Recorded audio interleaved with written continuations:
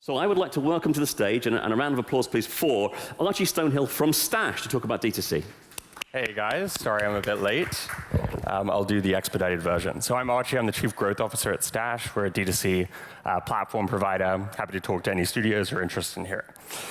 So today I'll be talking principally about a retention driver, which is loyalty and how it's implemented in D2C. But before that, I'll run through just like some regulatory recap because it's helpful framing, as well as where we situate retention in the user journey, how to think about it from a frameworks perspective.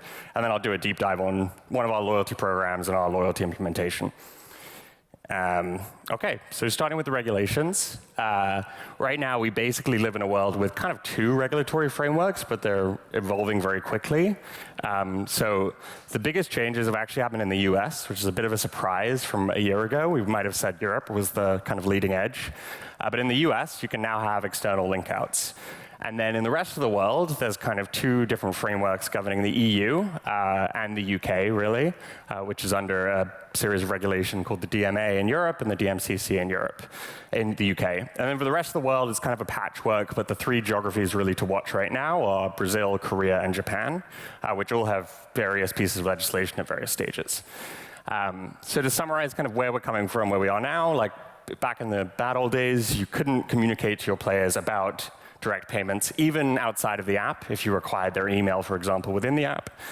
And then there's been a lot of changes since then, starting with the ability to communicate with players about alternative payment channels outside of the app, and that really kicked off the Webstore boom. And then in the last kind of year, you've seen a threat to what's called anti-steering policies, which allow for developers to link out from within their game to direct consumer features. There's various tactics, but the most open version of this is in the US right now.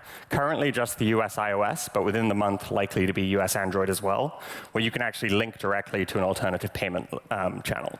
That's been widely adopted by the largest game developers in the world. We did analysis, I think of the top 50, about 30 have some version of this live in the US. And then in the kind of rest of the world, you still have a no anti-steering policy, but there's likely to be some change to those policies in the next year. Europe has a new fee structure coming in. It's kind of TBD whether that's interesting. I do want to highlight the big news coming up, probably this month on the 22nd, is Android changes. So the Android ruling in America is much more widespread than the US iOS ruling. So that middle piece is anti-steering policies. That is basically going to be at parity with where the iOS has been since May. But on two other fronts, which is alternative distribution and native app payments, Google is potentially going to go much further, really cracking open Android in its environment in the US for direct payments, even for Play Store distributed apps, which is kind of like the holy grail of D2C. So that's just a brief recap of regulations, it's helpful framework. All of this to say is that really loyalty is a mechanic that was most tailored to web shop, so it definitely still has applications for link out, which I'll show you in one of our examples. So I'll introduce two frameworks for D2C. I think about it basically in these two ways. So the first one is that D2C is never going to be as convenient as third-party distribution. And so how do you actually get players to opt into D2C? Well, there's kind of these two levers you can pull. One is you can reduce friction, and the other one is you can increase motivation.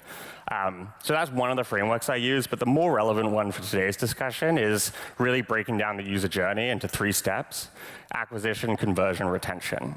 So this is a simplification of what's a messier picture, but you can think about a lot of whatever tactics you pursue as one of these. And what I'll say is that most products or most features, even if you think they're primarily one, almost all product has implications across this channel, across all channels. So loyalty you might think of as a predominantly conversion or retention mechanic, but in fact, it's a principal acquisition method for web stores, as you can see here. And I'll show you what that looks like. So there are metrics against each of these steps, which you can take a look at. Not super relevant for today's discussion, but figured it could be useful. Primary metrics and supporting metrics. Yeah, just screenshots or whatever for people who want it. And then at each stage, I kind of think about the touch points in three channels here, which is in-game, out-of-game, and in the D2C channel. And so this is a kind of medium-sized list. I have a much longer list, but the exact emphasis you put on each constituent component of this will really depend on the nature of your game, if it's mid-core, if it's casual, if it's casino, because different things work better for different genres. So loyalty kind of sits in a lot of these buckets, really. So as you can see, like even on in-game conversion, having some kind of loyalty previews is actually a very useful way of getting users to think about converting on web. And then even on acquisition, D2C channel, you can link out to loyalty. So there's lots of ways to kind of infuse loyalty throughout this matrix that I'll be talking about. So now I'll just deep dive, given time, into the actual framework we use for loyalty program design. So one thing to note is that the loyalty programs we design are very different from game loyalty programs. Game loyalty programs are principally about increasing spend depth or long-term retention of high spenders, whereas the programs we design are really geared towards driving D2C adoption. And in many cases, that could actually be the most effective use from a return on investment perspective of your loyalty. If you think about the loyalty program as kind of being governed by this metric, which I call return on generosity. It's kind of a question of if you assume 100% cannibalization for what you're giving away in a loyalty program, what return are you getting from that? So that's an unreasonable assumption, but even if you say, okay, for every dollar's worth of value I give away, what am I getting back for that? Actually, one of the best ways to spend that generosity is in driving direct consumer adoption. Because what it means is even if you're giving away up to about 25% of the value you're shifting from one channel to another, that's still profitable because you're making about 25% more money on every dollar that's spent on the web store.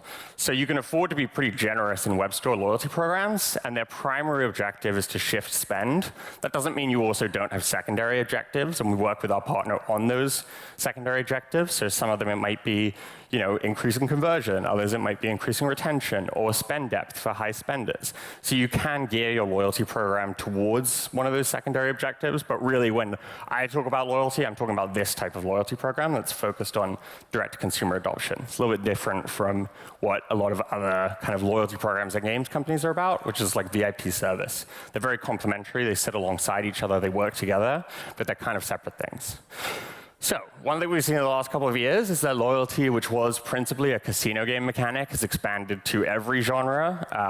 Mid-core strategy, casual, even Angry Birds kind of has a loyalty program, which is an awesome fact. They've had it for a while. Supercell's had a pretty successful one. So it's really not just for casino games anymore. And even if you don't call it loyalty, really any kind of spend-based progression system is kind of a loyalty program. So this is an example of a casino game loyalty program we made. And what's notable about this is that loyalty really became like the crux of the D2C experience. It became like the core hub here. So this is the kind of core navigation page. This is an anonymized version of it. But really, loyalty became the governing interface of this web shop, this D2C experience. And that very much suited this game type, where being quite explicit about loyalty and VIP customer service is kind of part of the fantasy. It's part of the gameplay. For other games, it's less overt, but I think it's a good overall structure of showing how you can infuse your whole D2C experience, your whole shop, with loyalty elements. And we do that with any game, even if it's not this explicit. So this is kind of an easy way to see some of the mechanics advertised very overtly. You have milestone-based rewards. I'll talk about the exact structure in a second. This is just meant to be an overview. All right. So when we think about our loyalty structure, this is kind of the boring way to break it down. So the first aspect of a loyalty program is you've got to have tiers. So tiers are basically the things that a player attains. It's pretty similar to any tier-based progression system or any progression system. So you have X tiers. Each of the tiers have a threshold. And each of the tiers has a rank. So that's really what you're earning. You're earning anywhere from kind of 3, 4 to 10 ranks in a loyalty program. Depends on how nuanced you want to get. And then within each tier, you have these milestones. So these are like checkpoints along the journey so that players are always working towards something that's within reach. Those milestones are kind of small rewards that you achieve with a certain amount of spend or progression. But then the most important thing is that your ranks have to have some benefit. And I think what's really important is to give your players a sense of intrinsic value to those ranks so that it's not purely an economic calculation. So to some extent, you want to diffuse the value to make it less kind of tangible, less calculable, but more give players a general sense that upon achieving a certain loyalty rank, I have attained some kind of value. I get some kind of value. I'll show you what that means. But there's a few ways we do this. So one of the main ones is benefit multipliers. I'll go into a bit more depth in this in a second, but basically this means that the amount of generosity you get from the D2C channel is dependent on the rank. So that means that once players start participating in the D2C channel, they start getting a lot more benefit, and it kind of snowballs, and then they really get bought in. What that means is that your higher spenders get very, very bought into your D2C program. It also means that you can pretty perfectly calculate the amount of value you're giving cumulatively to a player based on how much they've spent in the direct-to-consumer channel. That's pretty useful because you can always make sure that return on generosity metric is positive. But you also want other benefits to the rank, and these can be economic or they can be non-economic. And I have a long list of non-economic benefits, but it could be exclusive access to communities, exclusive access to content, early access to content, VIP customer service, merchandise, gifts, cosmetics. Like, it really can be anything, and I think the more kind of stuff you have, the better, and the more visible stuff you have, the better, because it kind of conveys that intrinsically valuable sense that we want to kind of induce. And another kind of positive aspect of this is if you can create a visual identity around your rank, that's really useful, because we do this with our loyalty programs where we infuse that visual identity throughout the loyalty system, so that basically you can think about it as like color coding your D2C channel. And then as you progress through the ranks, your D2C channel experience progresses as well, even kind of relatively cosmetically or superficially. So yeah, that's kind of the overall structure, is basically you just want these ranks, you progress through the ranks, and then as you progress through the ranks, you unlock a series of benefits. That's the main idea. What I would say is, like, most loyalty programs kind of just stop at this milestone system, which is really the smallest part of it, because it's kind of a one-time reward. You normally can't be super generous, and once it's done, it's done. You kind of have a finite amount of value. So you want to create a more kind of abstract sense of value using these different mechanics. Cool, so you have those entry points as well. I'll kind of skip ahead to show you what this looks like more substantively. So we have a few different frameworks here. You have your earn rate acceleration, where, like, as you progress up, you're earning more value. You have a VIP currency you're earning. So I'll show you what this looks like in an applied example. But one other note that I'll call attention to here I haven't talked about is free-to-play progression. A lot of developers we work with care about this. They want to have some free-to-play progression. So we always try and make sure there are sources of value that are outside of spend. Depending on how generous you want to be, you can tweak those. And actually, that can serve as a powerful conversion driver. So rather than talking about it abstractly, I'll talk about it with a specific example. This is Tacticus. We made a loyalty program with them. So the benefits are not just economic. We also try to do non-economic benefits. These can be kind of sporadic and powerful. You always want to have a progression queue, especially at conversion. So this becomes a pretty powerful conversion driver. And then we specifically design our loyalty programs for D2C channel adoption. So this means that we can create loyalty elements that are compliant with App Store policies, even in the EU and the rest of the world, i.e. they link to some kind of non-purchase-based web mechanic. And yeah, let's see what it looks like. So there's basically like 3 primary spend-based incentives. And again, I think when you're designing a D2C rewards program, you want to make spend-based incentives spend-based so that you can calculate them based on dollar spend. You have your primary in-game currency, your core currency, you have your loyalty currency, and you have a loyalty XP. So the bonuses, the amount of core currency you get, you can't really read it here, but it says earn X extra Blackstone for every dollar you spend. That X will increase with each loyalty rank. So that's why they're tied to the corporal. And then this is the tier status progression. We've now updated this so it previews rewards, but you always want to be showing something within reach. So then if you look at the loyalty program, this is their loyalty rank. They progress through these ranks. Players progress by completing spend, et cetera. And then this is the rest of the interface. So these are the milestone rewards. And then these are missions that you can progress just through free-to-play engagement. And what's great about that is you can link to those from within the game. So this interface that we designed here is fully compliant with App Store policies. It's 2 clicks away from the store, so you can't make a purchase. So this you can link to from any App Store from within the game, and it's compliant. So that's what's going on here. You can link to missions. So if you complete a mission, for example, you can link to that as like a recurring reminder of Webstore value. And that means every time a player visits the Tacticus Webstore, they're kind of getting a pop-up with some value, which reinforces that habit. You can also onboard players to your loyalty program from within the game, again, if you keep it compliant. And then this is a nice mechanic. It's a web-exclusive currency we made and a web-exclusive shop, which, again, you can link to a lot of this stuff because it's not a real money purchase. So yeah, that's kind of the overview of the Tacticians Club we made for Tacticus. One final addition here is this is link outs. So this is a link out flow we have. And we integrate all of our loyalty programs within the link out flow. And what that's led to is kind of a counterintuitive outcome, which is when we've rolled out link out based purchases, which you might have expected to cannibalize Webstore spend, we've actually seen them grow complementarily.